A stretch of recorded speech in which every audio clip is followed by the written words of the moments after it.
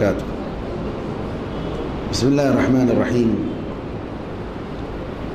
الحمد لله رب العالمين، والصلاة والسلام على سيد الأنبياء والمرسلين نبينا محمد وعلى آله وصحبه أجمعين ومن تبعهم بإحسان إلى يوم الدين.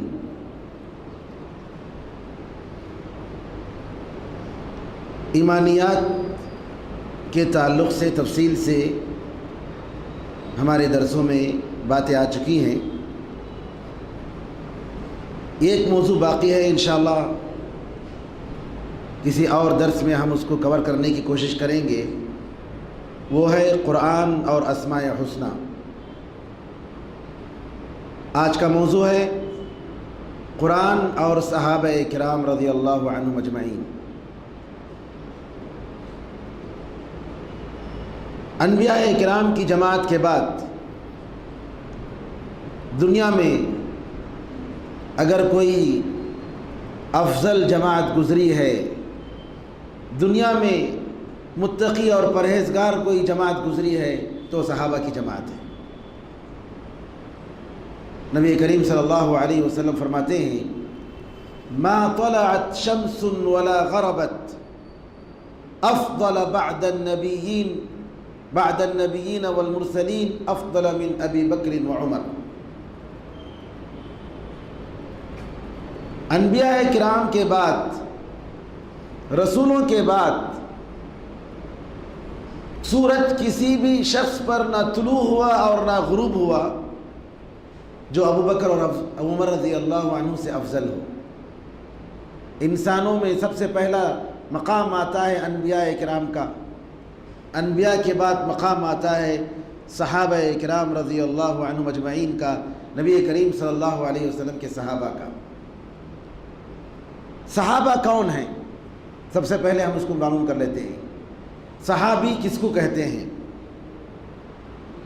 صحابی اس انسان کو کہتے ہیں جو نبی کریم صلی اللہ علیہ وسلم سے ایمان کی حالت میں ملاقات کرے اور ایمان کی حالت میں ان کی موت ہو. وہ شخص جو نبی کریم صلی اللہ علیہ وسلم سے ایمان کی حالت میں ملاقات کیا، چاہے وہ ملاقات 2 سیکنڈ کے لیے ہی صحیح، ایمان کی حالت میں.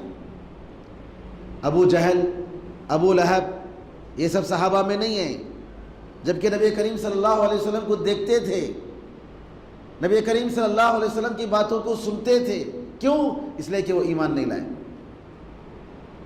تو وہ ہر وہ شخص ہے جو نبی کریم صلی اللہ علیہ وسلم سے ملاقات کیا ایمان کی حالت میں، اور ایمان کی حالت میں اس کی موت ہوئی، اگرچہ کہ بیچ میں وہ مرتد ہو گئے ہوں.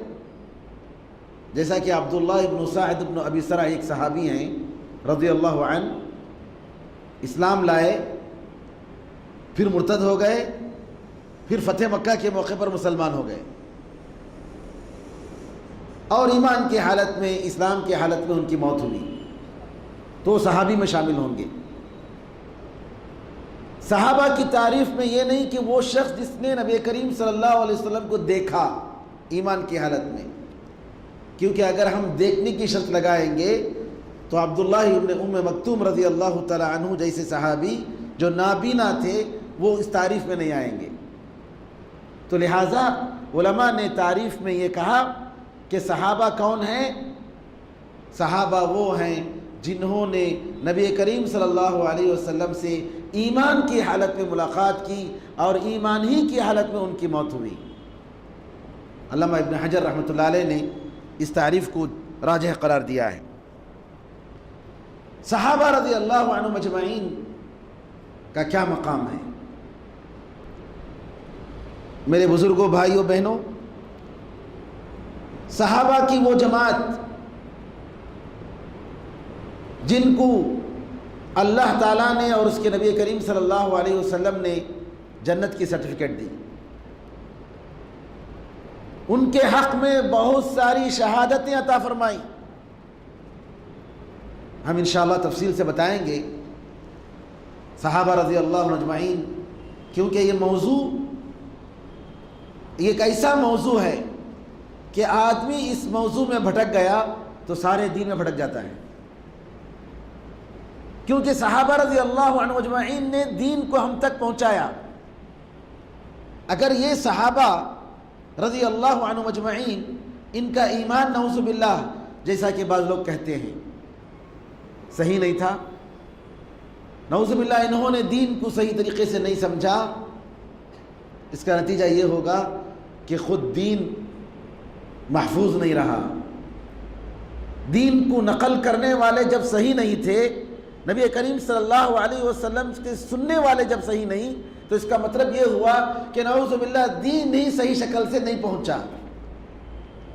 اسی لیے جو لوگ صحابہ رضی اللہ عنہم اجمعین کو عقیدے میں، عمل میں، سلوک میں، اخلاق میں، زہد میں، عبادت میں، دعوت میں صحابہ کو نمونہ نہیں مانتے ہیں، وہ بھٹکتے جاتے ہیں، غلطیوں پر غلطیاں کرتے جاتے ہیں۔ تو لہٰذا اس موضوع کو اچھی طریقے سے سمجھنے کی ضرورت ہے تاکہ ہم دین کو سمجھیں، جن کو اللہ تعالیٰ نے نبی کریم صلی اللہ علیہ وسلم کی صحبت کے لیے اختیار کیا۔ یہ وہ لوگ ہیں جن کے مردوں میں، عورتوں میں، بچوں میں، بوڑھوں میں اسلام کے قانون کو تطبیق دیا گیا، پریکٹیکل طور پر اس پر عمل کرایا گیا۔ ان کے درمیان قرآن کا نزول ہوا، قرآن کریم کو ان کے درمیان سمجھایا گیا۔ پہلی جماعت، اسلام کی سب سے پہلی فوج، اسلام کے سب سے پہلی داعی جماعت۔ تو لہذا سب سے پہلے یقین کر لیجئے کہ نبی کریم صلی اللہ علیہ وسلم اور اللہ تعالیٰ کی یہ شہادت، یہ کوئی معمولی شہادت نہیں ہے، یہ دنیا کے ایوانوں سے نکلی ہوئی وہ شہادت اور سرٹیفکیٹ نہیں ہے۔ یونیسکو یا یونائٹڈ اسٹیٹ اور نوبل پریس وغیرہ جہاں دیتے ہیں، جہاں جھوٹوں کو سچائی کی سرٹیفکیٹ دی جاتی ہے، جہاں ظالم کو ایک امن پسند انسان کی سرٹیفکیٹ دی جاتی ہے، جتنا زیادہ لوگوں پر ظلم کرتا ہے اس کے بارے میں سرٹیفکیٹ دی جاتی ہے کہ یہ جو ہے بہت بڑا نامور انسان ہے۔ یہ وہاں کی سرٹیفکیٹ نہیں ہے، بلکہ ساتوں آسمان کے اوپر اللہ تعالیٰ کے عرش سے نکلی ہوئی سرٹیفکیٹ ہے صحابہ کے حق میں۔ صحابہ رضی اللہ عنہم اجمعین، آپ جانتے ہیں، مہاجر تھے، انصار تھے، اور وہ صحابہ تھے جو مختلف جگہوں میں نبی کریم صلی اللہ علیہ وسلم کی دین کو پہنچانے کے لیے پھیل گئے تھے۔ قرآن کریم میں اللہ تعالیٰ نے صحابہ کے بارے میں کیا بتایا، ذرا غور کریں۔ سورہ انفال، سورہ نمبر 8، آیت نمبر 70 پر 4 اور 70 پر 5 میں اللہ تعالیٰ گواہی دیتا ہے کہ یہ حقیقت میں مومن ہیں، یہ سچے مومن ہیں۔ والذین آمنوا وہاجروا وجاہدوا فی سبیل اللہ، جو لوگ ایمان لائے، ہجرت کیے اور اللہ کے راستے میں جہاد کیے۔ کون؟ مہاجرین جو مکے سے آئے تھے۔ پھر اس کے بعد والذین آووا ونصروا، اور وہ لوگ جنہوں نے ان مہاجرین کو پناہ دیا اور مدد کی۔ کون؟ انصار، مدینے کے انصار۔ اللہ کہتا ہے اولئک هم المؤمنون حقا، یہی حقیقت میں مومن ہیں، یہی سچے مومن ہیں۔ لہم مغفرۃ ورزق کریم، ان کے لیے اللہ کی طرف سے بخشش اور مغفرت ہے اور بہترین رزق ہے۔ والذین آمنوا من بعد وہاجروا وجاہدوا معکم، اور وہ لوگ جو بعد میں ایمان لائے اور ہجرت کیے اور تمہارے ساتھ جہاد کیے، فاولئک منکم، یہ لوگ بھی تمہارے ساتھ ہیں۔ آگے آیت میں آئے گی، اللہ تعالیٰ نے فتح مکہ سے پہلے مسلمان ہونے والے صحابہ اور فتح مکہ کے بعد مسلمان ہونے والے، اسلام میں آنے والے صحابہ، دونوں کو فرق کیا۔ اور بتایا کہ فتح مکہ سے پہلے جو لوگ مسلمان ہوئے ان کا درجہ بڑا ہے، فتح مکہ سے پہلے جنہوں نے دین کے لیے خرچ کیا ان کا درجہ بڑا ہے، اور فتح مکہ کے بعد جو مسلمان ہوئے گرچہ کہ ان کا درجہ پہلے مسلمان ہونے والوں سے کم ہے، اللہ تعالیٰ بعد میں کہتا ہے وَكُلًّا وَعَدَ اللَّهُ الْحُسْنَى، سب کے ساتھ اللہ نے جنت کا وعدہ کیا، کیونکہ فتح مکہ جو سن 8 ہجری میں ہوئی، جس کی وجہ سے الحمدللہ اسلام بالکل غالب ہو گیا۔ مکہ فتح ہونے کے بعد عرب کے قبیلے جوق در جوق اسلام میں داخل ہوتے گئے، کیونکہ لوگ انتظار کر رہے تھے کہ دیکھتے ہیں کہ محمد صلی اللہ علیہ وسلم غالب ہوتے ہیں یا کفار مکہ محمد پر غالب ہوتے ہیں صلی اللہ علیہ وسلم۔ جب لوگوں نے دیکھا کہ نبی کریم صلی اللہ علیہ وسلم کی دعوت غالب ہو گئی اور چند ہی مدت میں ہجرت کر کے 8 سال کے عرصے میں نبی کریم صلی اللہ علیہ وسلم اپنے ہی وطن میں جہاں سے آپ کو نکالا گیا فاتح بن کر داخل ہو رہے ہیں اور پورا مکہ آپ کے کنٹرول میں آ گیا، تو عرب نے دیکھا کہ اس کے علاوہ کوئی چارہ نہیں اور مسلمان ہو گئے، سارے عرب کے لوگ اسلام میں داخل ہوتے گئے۔ تو جب اسلام کمزور تھا اس وقت جنہوں نے دین کی مدد کی، اس میں شک نہیں کہ ان کا درجہ بہت بلند ہے بنسبت ان لوگوں کے جو اسلام پاورفل تھا، اسلام بالکل طاقتور بن چکا تھا، سپر پاور بن چکا تھا۔ ایسی حالت میں جو مسلمان ہوئے، اللہ تعالیٰ نے کہا کہ ان کا درجہ کم ہے، لیکن یہ صحابہ ہیں، اللہ کے رسول اللہ صلی اللہ علیہ وسلم کے ساتھی ہیں، ان سب کو جنت کا وعدہ ہے۔ دوسری آیت میں سورہ بقرہ آیت نمبر 285 280 پر 5 میں اللہ تعالیٰ گواہی دیتا ہے، اللہ یہ کہتا ہے ان صحابہ کے بارے میں کہ یہ لوگ سنتے ہیں، اللہ تعالیٰ کی ساری باتوں کو قبول کرتے ہیں اور اطاعت کرتے ہیں۔ آمن الرسول بما انزل الیہ من ربہ والمؤمنون، رسول اللہ صلی اللہ علیہ وسلم کی طرف جو بھی اتارا گیا اس پر آپ ایمان لائے، اللہ کی طرف سے جو بھی اتارا گیا اس پر آپ ایمان لائے، والمؤمنون، اور جو مومنون کے ساتھ ہیں وہ بھی ایمان لائے، کل آمن باللہ، سب ایمان لائے، کس پر؟ اللہ پر ایمان لائے، فرشتوں پر ایمان لائے، کتابوں پر ایمان لائے، رسولوں پر ایمان لائے، لا نفرق بین احد من رسلہ، یہ مومن رسولوں کے درمیان کسی کو فرق نہیں کرتے ہیں، وقالو، اور یہ مومن کہتے ہیں سمعنا واطعنا، اے پروردگار ہم نے سن لیا اور ہم تیری بات کو مانتے ہیں، ہم تیری فرما برداری کرتے ہیں، ہم تیری اطاعت کرتے ہیں، غفرانک ربنا، اے اللہ ہمیں بخش دے، وإلیک المصیر، تیری ہی طرف پلٹ کر ہم جانا ہے۔ جہاں جہاں مومنین کا ذکر آیا ہے قرآن میں، اس کے سب سے پہلے مخاطب کون ہیں؟ صحابہ ہیں۔ جن مومنین کی تعریف کی گئی قرآن کریم میں، وہ کون مومن ہے؟ کون سی جماعت ہے؟ کس مسلک کے ماننے والے ہیں؟ کوئی مسلک نہیں تھا، کوئی جماعت نہیں تھی، کوئی فرقہ نہیں تھا، صرف ایک جماعت تھی اس وقت، صحابہ کی جماعت۔ لہٰذا مومنین قرآن کریم میں جہاں بھی مومن کا ذکر آیا ہے، مسلم کا ذکر آیا ہے، جن کی تعریف کی گئی ہے، تو کون ہیں وہ؟ صحابہ رضی اللہ عنہم اجمعین ہیں، نبی کریم صلی اللہ علیہ وسلم کے ساتھی ہیں۔ سورہ فتح آیت نمبر 18 میں اللہ تعالیٰ نے مومنین کی صحابہ کی تعریف کی اور کہا کہ ان کے دل بالکل صاف ہیں، یہ لوگ اللہ کے لیے مخلص ہیں۔ لقد رضی اللہ عن المؤمنین اذ یبایعونک تحت الشجرہ، اللہ تعالیٰ مومنوں سے راضی ہو گیا جب وہ اے محمد تیرے ہاتھوں پر درخت کے نیچے بیعت کر رہے تھے۔ صلح حدیبیہ کی بات ہے، سن 6 ہجری میں نبی کریم صلی اللہ علیہ وسلم جاتے ہیں عمرہ کی غرض سے، آپ کا اونٹ بیٹھ جاتا ہے اور نبی کریم صلی اللہ علیہ وسلم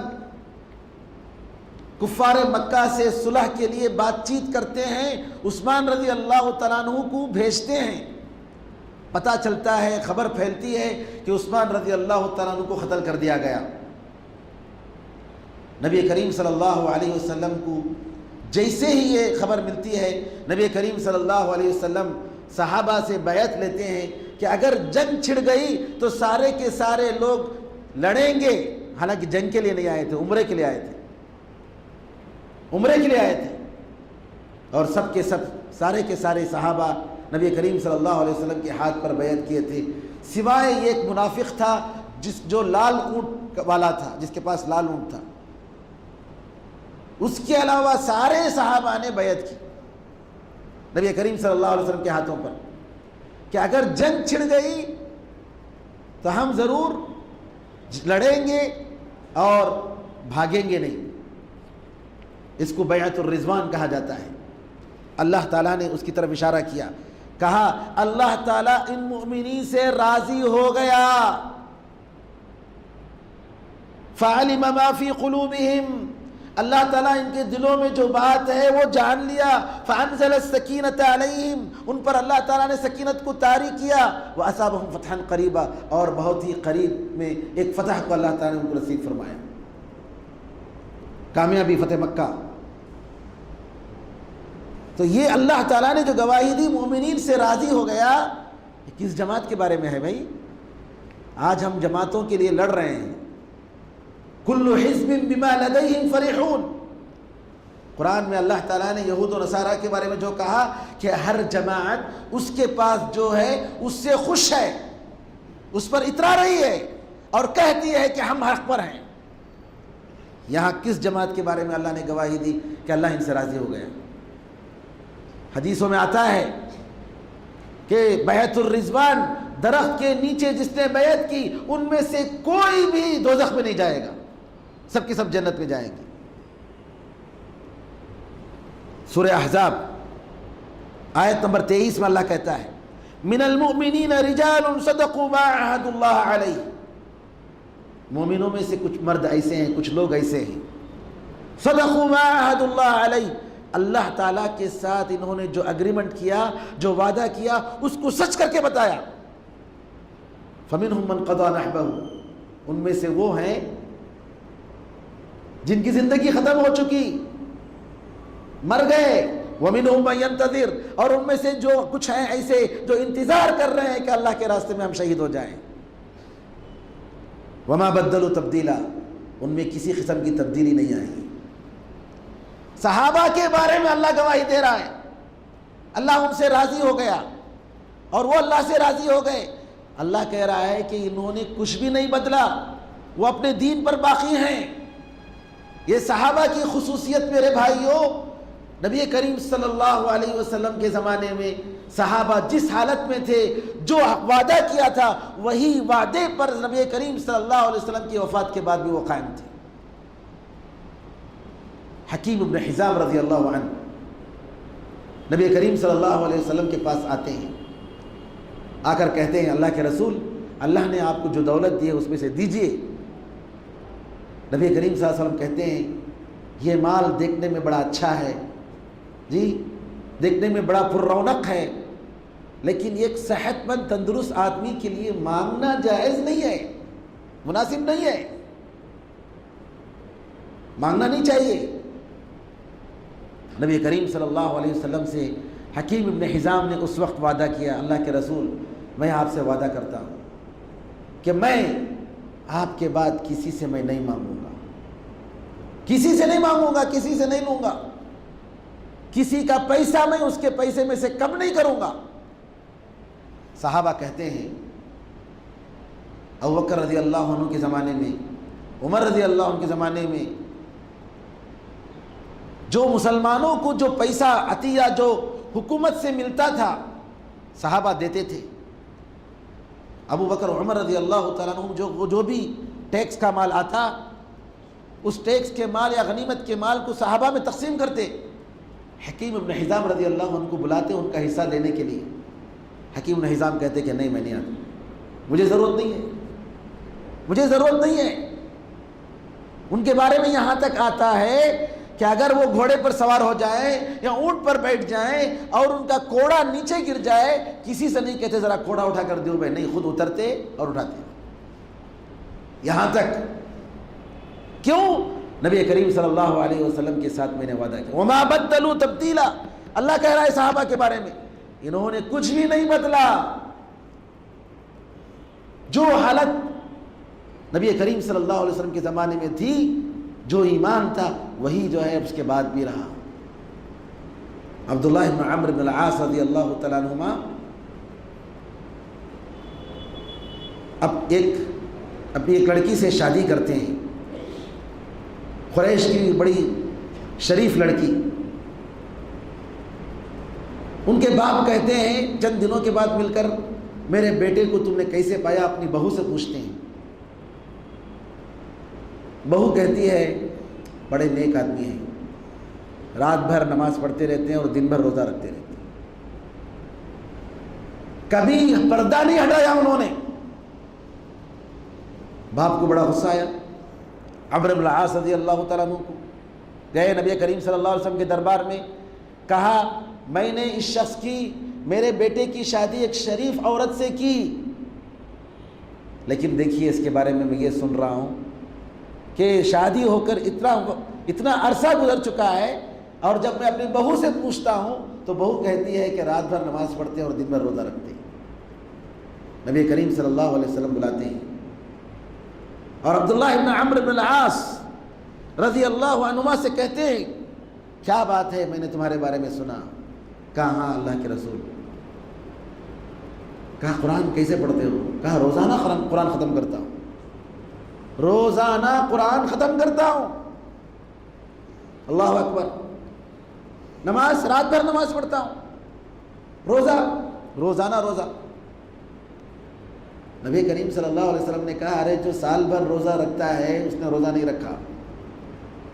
کیوں؟ عادت پڑ جاتی ہے نا سال بھر بھوکے رہنے کی، صبح میں شام میں روٹین ہو جاتا ہے کھانے کا. کہا کہ نہیں، لا صام من صام الدہر، جو روزانہ روزہ رکھتا ہے اس نے روزہ ہی نہیں رکھا. پھر نبی کریم صلی اللہ علیہ وسلم نے کہا کہ ہفتے میں 2 دن رکھو کافی ہے. اس سے پہلے کہا کہ 3 دن رکھو مہینے میں کافی ہے. 1 دن کا روزہ 10 دن کے بدلے میں 30 دن روزہ رکھے جیسا، سال بھر روزہ رکھے جیسا. اللہ کے رسول مجھے اس سے زیادہ طاقت ہے، میں رکھ سکتا ہوں، برائے مہربانی اجازت دیجیے. اچھا ٹھیک ہے، ہفتے میں 2 دن رکھو. نہیں اللہ کے رسول اس سے زیادہ میں روزہ رکھ سکتا ہوں، طاقت ہے. ٹھیک ہے 3 دن روزہ رکھو، 2 دن روزہ چھوڑو. نہیں اس سے زیادہ مجھے طاقت ہے. کرتے گئے یہاں تک کہ رسول اللہ صلی اللہ علیہ وسلم نے کہا دیکھو داؤد علیہ السلام کے روزے سے بہتر کسی کا روزہ نہیں ہو سکتا. 1 دن روزہ رکھتے تھے، 1 دن روزہ چھوڑتے تھے، یعنی گویا 6 مہینے روزہ اور 6 مہینے روزہ نہیں. آج روزہ رکھا کل نہیں. یہ نفل روزوں کی بات ہے، فرائض کی بات نہیں ہے. یہ نفل روزوں کی بات. فرض تو فرض ہے، اس سے زیادہ روزہ نہیں رکھ سکتے. عبداللہ ابن عمرو بن العاص رضی اللہ عنہما نے قبول کر لیا. اللہ کے رسول ٹھیک ہے، 1 دن روزہ رکھوں گا، 1 دن روزہ چھوڑوں گا. قرآن نبی کریم صلی اللہ علیہ وسلم نے کہا کم از کم اگر قرآن ختم کرنا ہے تو 3 دن میں، اس سے کم میں نہیں. 3 دن سے کم میں اگر کوئی قرآن ختم کرتا ہے وہ قرآن کو نہیں سمجھا. پھر اس کے بعد کہتے ہیں رات میں نماز بھی پڑھنا اور سونا بھی تمہاری آنکھوں کا حق ہے، تمہاری بیوی کا حق ہے، تمہارے دوست و احباب کا حق ہے، تمہارے رشتہ داروں کا حق ہے، تمہارے گھر کو جو آتے ہیں زیارت کرتے ہیں ان کا بھی حق ہے. اعطی کل ذی حق حقہ، ہر صاحب حق کو اس کا حق دینا، ہر صاحب حق کو اس کا حق دینا. نبی کریم صلی اللہ علیہ وسلم کے زمانے میں عبداللہ ابن عمرو بن العاص رضی اللہ عنہ جوان تھے، بعد میں عمر ہو جاتی ہے، بوڑھے ہو جاتے ہیں، روزہ رکھنے میں تکلیف ہوتی ہے. 1 دن روزہ رکھنا اور 1 دن روزہ چھوڑنا بڑا گرا گزرتا ہے. کہتے ہیں اے کاش میں رسول اللہ صلی اللہ علیہ وسلم کی رخصت جو دیے تھے مجھے وہ قبول کر لیا ہوتا تو کتنا اچھا تھا. میں نے غلطی کی، لیکن نہیں، رسول اللہ صلی اللہ علیہ وسلم کو جس حالت میں نے چھوڑا اسی حالت میں مرد دم تک رہوں گا. وما بدلوا تبدیلا. انہوں نے اپنی زندگی کو نہیں بدلا۔ رسول اللہ صلی اللہ علیہ وسلم کے زمانے میں پیسے کی فراوانی نہیں تھی، ابوبکر صدیق رضی اللہ عنہ کے زمانے میں پیسے کی فراوانی نہیں تھی، عمر رضی اللہ تعالیٰ عنہ کے زمانے میں پیسے ہر جگہ سے آئے، مصر سے، یمن سے، عراق سے، ایران سے، پیسے ہی پیسے۔ ایران کا بادشاہ، اس کا جو تاج تھا، نبی کریم صلی اللہ علیہ وسلم نے اس غربت کے زمانے میں کہا تھا، اور بھی کب؟ جب آپ ہجرت کر رہے تھے، اور سراقہ بن جوشم آپ کے پیچھے یہ 100 اونٹ لینے کے لیے نبی کریم صلی اللہ علیہ وسلم کی جان کے پیچھے پڑے ہوئے تھے، لیکن دیکھا کہ نبی کریم صلی اللہ علیہ وسلم کو پکڑ نہیں سکتے، ان کے اونٹ کے پیر جو ہے دھس جا رہے ہیں، اور کوئی غیر معمولی طاقت ان کی تائید کر رہی ہے، سرنڈر ہو گئے۔ نبی کریم صلی اللہ علیہ وسلم کے دربار میں آیا، اللہ کے رسول میں آپ کو تکلیف نہیں دوں گا۔ نبی کریم صلی اللہ علیہ وسلم اس وقت کہتے ہیں، سراقہ ہجرت کے وقت ایک انسان جو اپنی بستی سے بھگایا گیا اور پوری قوم اس کے جان کے پیچھے ہے، وہ نبی صلی اللہ علیہ وسلم کہتے ہیں، سراقہ تمہاری حالت کیسی ہوگی اس وقت جبکہ ایران کے بادشاہ کا تاج تمہارے سر پر ہوگا اور تمہارے ہاتھوں میں اس کے کنگن ہوں گے، اس کے بنگڑیاں ہوں گی۔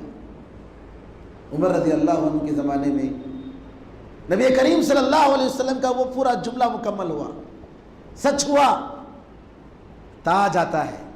سراقہ بن جوشم بڑے لمبے چوڑے اور بڑے ہٹے کھٹے انسان تھے، بڑی لمبی چوڑی باڑی۔ رسول اللہ صلی اللہ علیہ وسلم کے وعدے کا خیال کرتے ہوئے عمر سراقہ کو بلاتے ہیں، نبی کریم صلی اللہ علیہ وسلم نے تم سے وعدہ کیا تھا نا، کہا تھا نا، آؤ تاج پہناتے ہیں، کنگن پہناتے ہیں۔ اور لوگ دیکھتے ہیں، صحابہ دیکھتے ہیں کہ سراقہ جی ایران کے بادشاہ کی طرح چل رہے ہیں مدینے کی گلی میں، سبحان اللہ، اتنی فراوانی کہ مت پوچھئے۔ لیکن عمر رضی اللہ عنہ ارضا اپنی زندگی نہیں بدلے، وہی سوکھی روٹی، سوکھا کھانا، موٹا دھاٹا کپڑا، ایک کپڑے میں اپنے لباس میں 4-5 جگہ بلکہ اس سے زیادہ پیون۔ لوگ جا کر کہتے ہیں حفصہ رضی اللہ تعالیٰ عنہ سے، رسول عمر رضی اللہ تعالیٰ عنہ کی بیٹی اور ام المؤمنین رسول اللہ صلی اللہ علیہ وسلم کی بیوی سے، ارے تمہارے ابو سے کہو، رسول اللہ صلی اللہ علیہ وسلم کے زمانے میں کھانا پینا نہیں تھا، اتنا نرم کھانا اور یہ سارے وسائل نہیں تھے، اللہ نے اب دیا ہے، ذرا اچھا کھاؤ بولو نا، ذرا اچھا پہنو بولو، کیوں ایسا پہن رہے ہیں، کیوں موٹا دھڑا کھاتے ہیں؟ حفصہ رضی اللہ تعالیٰ عنہ آتی ہیں، اپنے ابو سے کہتی ہیں، رسول عمر فاروق رضی اللہ تعالیٰ عنہ کہتے ہیں، تو نے تیرے لوگوں کا تو خیال کیا ہے لیکن تیرے باپ کے ساتھ تو نے دھوکہ دیا ہے، یہ بات تم سے کہنے کی نہیں ہے۔ نبی کریم صلی اللہ علیہ وسلم کی زندگی کیسی گزری تمہیں یاد ہے؟ کیسے گزرتے تھے، کیسے آپ بھوکے رہتے تھے، کھانے کے لیے کچھ نہیں، پینے کے لیے کچھ نہیں، اور ان کے بعد ابوبکر کی زندگی کیسی گزری تمہیں معلوم ہے۔ پھر عمر فاروق کہتے ہیں کہ میں زندگی میں رسول اللہ صلی اللہ علیہ وسلم کے ساتھ اور ابوبکر کے ساتھ تھا اس دنیا میں، اگر میں جنت میں مجھے ان کے ساتھ رہنا ہے تو وہی کی جیسی زندگی مجھے گزارنی ہے، اگر میں نے زندگی بدل دی مجھے ڈر ہے کہ جنت میں ان کے ساتھ مجھے رہنے کا موقع نہیں ملے گا۔ سبحان اللہ، وما بدلوا تبدیلا، قرآن میں اللہ نے کہا کہ صحابہ اپنی زندگی کو نہیں بدلے، وہ انتظار کر رہے ہیں کہ موت اسی حالت میں آئے جس حالت میں انہوں نے اللہ کے رسول کے ساتھ اگریمنٹ کیا تھا، وعدہ کیا تھا۔ افسوس ہے آج ان ظالموں پر جو اسلام اور توحید کا نام لیتے ہیں اور صحابہ کے بارے میں کہتے ہیں کہ انہوں نے زندگی بدل دی، اور یہ کہتے ہیں کہ نبی کریم صلی اللہ علیہ وسلم کے بعد صحابہ بدل گئے، بلکہ یہ کہتے ہیں کہ نعوذ باللہ کہ کچھ منافقین ان کے اندر تھے، لہٰذا ہم ان کی باتوں کو قبول نہیں کر سکتے۔ ارے بھائی، ان کی باتوں کو قبول نہیں کر سکتے تو ان کے قرآن کو کیسا قبول کریں گے؟ ان کے حدیث کو کیسا قبول کریں گے؟ سارا دین نشانے پہ آ جاتا ہے۔ قرآن میں اللہ نے کتنا بہترین جملہ کہا، وَمَا بَدَّلُوا تَبْدِيلًا۔ اور ایک بات یاد رکھیے کہ قرآن نے جو کہا ہے رضی اللہ عنہم ورضوا عنہ، اللہ ان سے راضی ہو گیا اور وہ اللہ سے راضی ہو گئے۔ جتنی فضیلتیں اور جتنی تعریف کی ہیں، یہ ساری وہ چیزیں ہیں جس میں منسوخ ہونے کا کوئی سوال نہیں پیدا ہوتا۔ اللہ جب کسی سے راضی ہو جاتا ہے تو اس سے ناراض ہونے کا سوال پیدا نہیں ہوتا۔ وہ تو قیامت تک کے لیے راضی ہو گیا، ہمیشہ کے لیے راضی ہو گیا۔ ایسا نہیں ہو سکتا کہ نبی کریم صلی اللہ علیہ وسلم کے زمانے میں تو وہ ٹھیک رہیں اور نبی کریم صلی اللہ علیہ وسلم کے بعد مرتد ہو جائیں، جیسا کہ شیعہ کہتے ہیں۔ شیعہ کہتے ہیں سوائے 6 صحابہ کے سارے کے سارے صحابہ مرتد ہو گئے، نعوذ باللہ، استغفر اللہ۔ اور علماء کہتے ہیں، ابو زرع رازی بڑے محدث کہتے ہیں، نبی کریم صلی اللہ علیہ وسلم کے ساتھ حجۃ الوداع میں حج کرنے والے 1,24,000 صحابہ۔ کتنے؟ 1,24,000 صحابہ۔ اور یہ شیعہ جو پارس سے آئے، پارس کہتے ہیں فارس کو، ایران کو، جی یہ پارسی لوگ جو نعوذ باللہ دین کو بدلنے کے لیے آئے، عبداللہ بن سبا کی اولاد، عبداللہ بن سبا یہودی کو ماننے والے، یہ کہتے ہیں کہ سارے کے سارے صحابہ مرتد، اور سوائے 6 صحابہ کے، علی رضی اللہ عنہ، فاطمہ رضی اللہ عنہ، حسن رضی اللہ عنہ، حسین رضی اللہ عنہ، اور عمار رضی اللہ عنہ، اور مقداد بن اسود رضی اللہ عنہ، باقی سب مرتد۔ اور نعوذ باللہ یہ لوگ جب مدینہ جاتے ہیں، نبی کریم صلی اللہ علیہ وسلم پر درود بھیجتے ہیں۔ ان کی کتاب مفاتیح الجنان، جس میں یہ لوگ زیارت کی دعا کرنے کے لیے جاتے ہیں، آپ ان کی کتاب کھول کر دیکھیے۔ نبی کریم صلی اللہ علیہ وسلم پر سلام کرنے کے بعد ابو بکر اور عمر رضی اللہ تعالیٰ عنہ پر لعنت بھیجتے ہیں، اور یہ کہتے ہیں، ان کا یہ عقیدہ ہے کہ ابو بکر اور عمر ایک دن یہ لوگ مدینہ اور مکے پر قابض ہوں گے، اور ابو بکر عمر رضی اللہ عنہما کو نعوذ باللہ قبر سے نکالیں گے اور سولی پر لٹکائیں گے۔ استغفر اللہ۔ اللہ تعالیٰ نے ان کی گواہی دی۔ سورہ حشر میں اللہ تعالیٰ کہتا ہے، للفقراء المہاجرین الذین اخرجوا من دیارہم واموالہم یبتغون فضلا من اللہ ورضوانا۔ ان فقراء مہاجرین کے لیے، ان غریب مہاجرین کے لیے جن کو ان کے گھروں سے نکالا گیا، ان کے مال اور ان کی دولت سے ان کو نکالا گیا، یبتغون فضلا من اللہ ورضوانا۔ کیوں؟ کیونکہ یہ لوگ اللہ تعالیٰ کے فضل اور اللہ کی رضامندی چاہتے ہیں اور کچھ نہیں چاہتے۔ وَيَنْصُرُونَ اللَّهَ وَرَسُولَهُ، اور اللہ کی مدد کرتے ہیں اور اس کے رسول کی مدد کرتے ہیں۔ اولئک هم الصادقون، یہی سچے ہیں۔ میرے بزرگوں، اس آیت میں اللہ تعالیٰ نے دل کے اندر کی بات کہی کہ یہ لوگ اللہ کی رضامندی چاہتے ہیں اور اللہ کا فضل چاہتے ہیں، یعنی ان کے دل کی بات، ان کے اخلاص کی بات۔ آپ بتائیے پوری اسلامی تاریخ میں 1400 سال کی مدت میں کیا صحابہ کے علاوہ کتنا بڑا امام، کتنا بڑا ولی، کتنا بڑا علامہ ہو، کیا کسی کے بارے میں یہ سرٹیفکیٹ کوئی دے سکتا ہے؟ ان کے دل کی صفائی کہ وہ لوگ رضامندی، اللہ کی رضامندی کے لیے نکالے گئے، اور دوسری بات اللہ اور اس کے رسول کی مدد کر رہے ہیں۔ ہم پوری زندگی اسلام کی خدمت میں گزار دیں، کیا اللہ تعالیٰ کی یہ شہادت، یہ سرٹیفکیٹ ہمیں نصیب ہو سکتی ہے؟ کیا ہم اللہ اور اس کے رسول کی مدد کر رہے ہیں؟ کوئی دعویٰ کر سکتا ہے؟ اولئک هم الصادقون، اور یہی سچے ہیں۔ کوئی کہہ سکتا ہے ہمارے بارے میں، کوئی کہہ سکتا ہے اتنی بڑی سرٹیفکیٹ کوئی مل سکتی ہے اللہ تعالیٰ کی اس طرف سے جو ملی ہے صحابہ کو کہ ہم واقعی سچے ہیں؟ کوئی نہیں کہہ سکتا۔ اللہ تعالیٰ ہی ہمارے ایمان کو سنبھالے، ہمارے ایمان کی کوئی گارنٹی دے نہیں سکتا ہے۔ ہم یہی کہیں گے انشاءاللہ ہم مومن ہیں، اللہ چاہے تو ہم مومن ہیں۔ ہمارے اندر کتنا ایمان ہے، کتنا نفاق ہے، اللہ ہی جانتا ہے۔ کوئی کسی کی صفائی پیش نہیں کر سکتا، اس جماعت کی صفائی اللہ نے پیش کی۔ وقت ہو رہا ہے، انشاءاللہ صحابہ کے بارے میں مزید درس انشاءاللہ کل کے درس میں انشاءاللہ مزید باتیں آئیں گی۔